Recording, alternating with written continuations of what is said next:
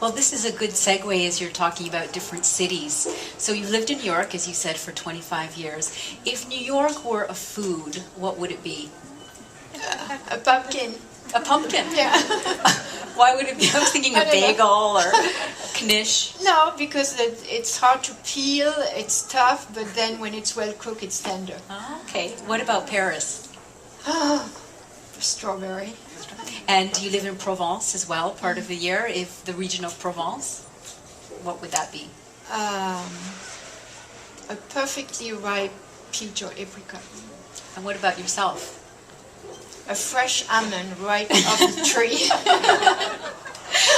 Used to be, now it's, I don't know. What is your greatest weakness when it comes to food? Some people have a weakness for salt, sugar, oil, starch?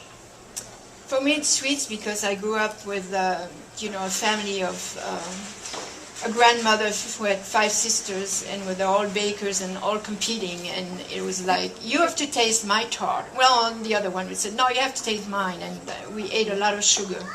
And that has been something that I had to learn to eat in moderation. Chocolate is another one too. Although chocolate is good for you, actually. Much better than chocolate. A little chocolate. Now, if food is the way to a man's heart, what is the way to a woman's heart? The man cooking for her. Now, do you watch cooking shows, by the way? Do I watch cooking shows? No. No. Would you like to have a cooking show of your own? I could have. I said no. Yeah. It's not for me. It's not for you. No. When your spirits are low, what is your perfect comfort food?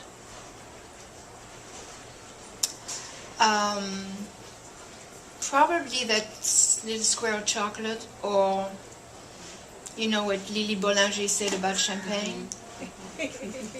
Yeah, a little glass of champagne. Is there one food trend that you would like to see disappear? Maybe more than one. Yeah, but and you're all going to hate me after that. You'll be in the 20% of people who hate me. The cupcake. Oh, you mentioned the Magnolia cupcake. Yeah, you don't mention the name, but now the secret's out. Yeah, because of what it does to especially a lot of young women who have it, or have them, because they don't buy one if you look at that shop. By the tray. And it puts your body in such a craving for sweets for days at a time, because your brain gets that really, really bad message. And then you're going to binge, and it's proven, and so I feel sadly, because, obviously there are other foods that do things to you, but the cupcake, and especially the cupcake that we eat today, which is not the cupcake my husband ate when he was a young boy, because I tell the story in the book. I bought one for his birthday, and he couldn't eat it. He said it's just pure sugar. And so I would say, think twice when you want a cupcake.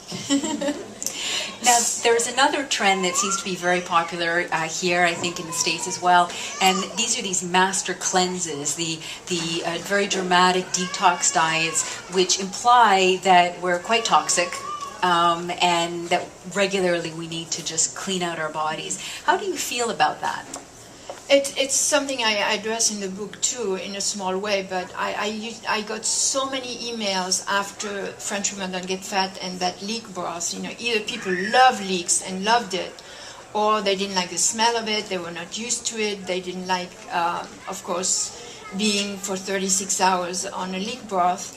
But the fact is that we do, of course, we get toxins from many other things, including the air we breathe and many other things. But I do believe that, and all the people in my family and the friends I have in France, we very strongly believe, in spite of all what doctors say or people say, that it's like food. It's do it in moderation, but that once in a while, a day, and by the way, detox. It's not 3 days or 6 days or a week. It's like 1 day or 2 days, but it does something to you, and we need once in a while to sort of do a cleansing. It's like I said that to a journalist earlier today.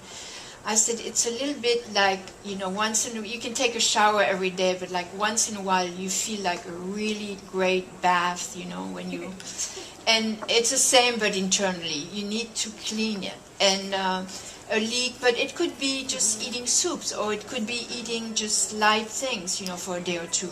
But it does make a difference, and you will feel it the way you know, drink more water and all that, and you'll feel it with your skin, your hair, the way you feel, just by doing that once in a while, which tells me that we need to do it, you know, and sometimes we need a wake-up call. And French women tend to do it at the end, you know, either after the big holidays, you know, when it's sort of Christmas, New Year, and then we have King's Day, so it's a lot of pastry and heavy stuff. After that, or at the end of the winter time, or sometimes where people who splurge when they go on vacation during the summer, you know, they come back from Italy and they eat a lot of pasta and they have a few extra pounds, and so, you know, before going back to work in September, they do a weekend of cleansing. And I feel, for me, I enjoy it and I feel very good about it, and so that's my take. Now I think maybe we have time for one last question. I'm not sure.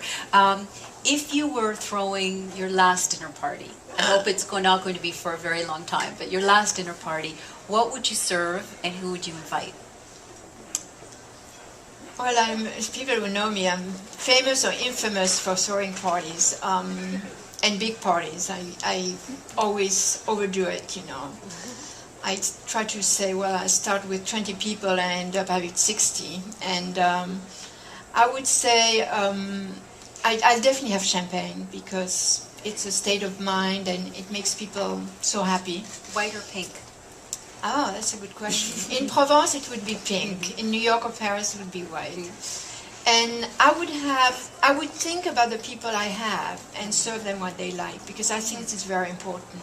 In cooking is an act of love, so it's generosity and pleasure. You want to give pleasures to the people you cook for. So knowing what people like, I would make something, but simple things, not, you know, not expensive or fancy dishes, just very simple, very seasonal, fresh, and just go from there. And what 5 people would you invite? Oh, well, not 60, just 5. 5. Well, definitely my husband, and